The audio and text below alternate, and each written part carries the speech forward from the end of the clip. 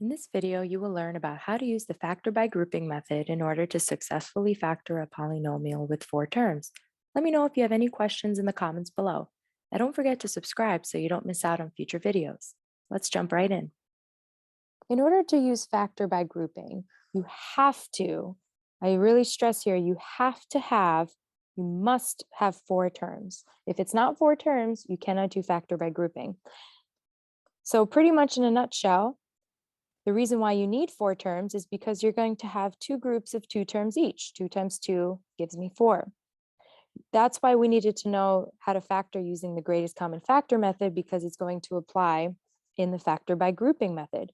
So once you assign 2 groups of 2 terms each, you're going to then do the GCF method 2 times. So first, you're going to factor each of those 2 groups using the greatest common factor. And then you're going to factor it one more time using the greatest common factor. For example, notice we have 4 terms here, again, separated by plus and minus signs. So 12x to the third is 1 term, 4x squared is another term, 3x is our 3rd term, and positive 1 is our 4th term. So you have to ask yourself, first of all, do you have 4 terms? In this case, yes. So check. Now we have to assign 2 groups of 2 terms each. Typically, we like to assign it as the first 2 terms is going to be our first group, and the second 2 terms is going to be our second group. Check. So now we have to factor each group using the greatest common factor method. So if I title or label this group number 1, and the second, the 3x plus 1, is going to be group number 2. So if I wanted to find the greatest common factor of group 1, so what does each of those 2 terms have in common? They're both divisible by 4, and they both have at least 2x squares in those terms. The greatest common factor of group 2, the second group, well, technically, right, it's just going to be 1. I could pull out a 1 because anything divided by 1 is itself.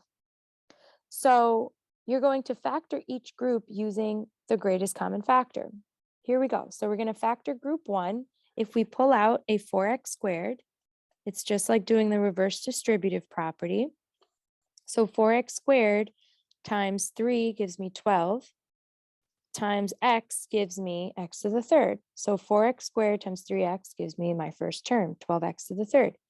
Now, the GCF 4x squared times what gives me the second term? Itself, 1, right? So again, you can always do a check. If you do the distributive property, you should always end up with your original expression. So now it's time to factor using the second group. Again, we can actually pull out a positive 1. 1 times itself, right? So 1 times 3x plus 1.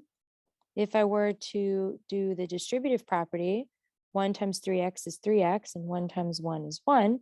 So this does check out. You can technically pull out a positive 1.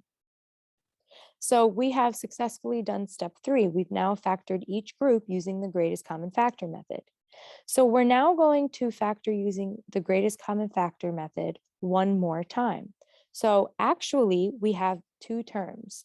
So notice the 4x squared times 3x plus 1, that's actually all 1 term because it's glued together by multiplication. Some people might get thrown off by this plus sign here, but again, this is all 1 term because 3x plus 1 is in parentheses. It's glued together with the 4x squared. So that's 1 term. And this is another term. So what do each of these 2 terms have in common? What is the greatest common factor? They both have 3x plus 1s. So whenever you're doing factor by grouping method, you're always aiming to have the expression inside of the parentheses match. Notice they both have 3x squared, 3x plus 1. So that is the greatest common factor. So if you pull out the greatest common factor of each of these two terms, what is left? So if I look at the first term, right, here's my first term. If I take out a 3x plus 1, what is left? A 4x squared. In the second term, if I take out a 3x plus 1, a plus 1 is left. So actually, I like to do this. 4x squared plus 1. That's easier. We can write it that way. So if I pull out a 3x squared, 4x squared plus 1 is left. So we have successfully factored by grouping. And again, you can always do a check. So if you did the distributive property, 3x times 4x squared gives me 12x to the third. 3x times, so let's do this, right? So 12x to the third. 3x times 1 is plus 3x. 1 times 4x squared is plus 4x squared. And then 1 times 1 is positive 1. Oh, look, we have the original expression. So again, you can always do a check at the end. In other words, do the distributive property to make sure you have done it correctly. So let's do this one more time, another example. So first you have to ask yourself, do you have 4 terms? Yes, you do. Here are your 4 terms. So because of your 4 terms, you can assign 2 groups of 2 terms each. That's your first group, and that's your second group. So again, we can call this group 1, and we can call this group 2. So we have assigned 2 groups of 2 terms each. Our next step is to factor using the greatest common factor method, and then factor using GCF one last time. So the GCF of group 1, so what do both of those 2 terms have in common? Notice the 3 and the 4, they're not divisible by anything in common, but they do both have at least 3 x's in each of them. So x to the third is going to be the greatest common factor of group 1. Greatest common factor of group 2, the 9x and the 12, what do they have in common? They're both divisible by 3. Now, this is what trips people up. Technically, right, we have this minus sign here. So people ask themselves, well, should I pull out a -3 or should I pull out a +3? This is where I love to tell students, it's a good thing we like to stress to do math in pencil because you can always erase. So you kind of have to do a little guess and check. Now, let's say you pulled out a +3. Let's see what happens. Okay, so we're going to factor using the greatest common factor method. So if we pull out x to the third from group 1, it's like the reverse distributive property. So x to the third times 3x gives me the first term, 3x to the fourth, and x to the third minus 4 gives me that second term. So if I pull out a +3, 3 times what gives me -9x, a -3x. And then 3 times what gives me a +12. A positive times a positive gives me a positive. So this one is going to be +4. Now remember, we need to use the greatest common factor one last time. So the numbers inside the parentheses better match. And notice they do not.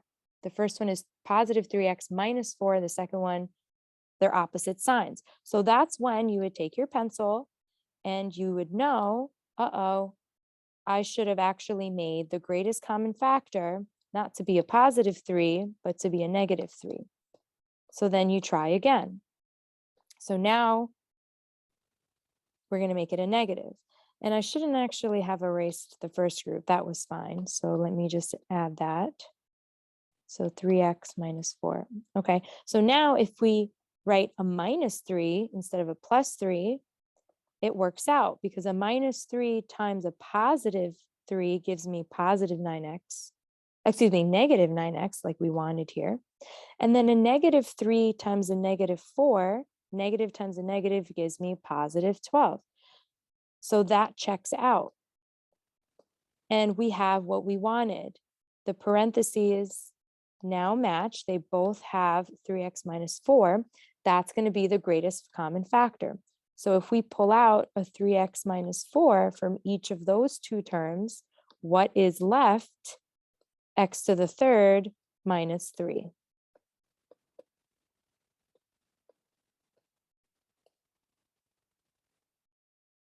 I hope this video helped you learn how to factor by grouping for polynomials with 4 terms. If you like this video, make sure to subscribe to my channel right now. That way you don't miss out on my future videos like this one. Just click on the subscribe button.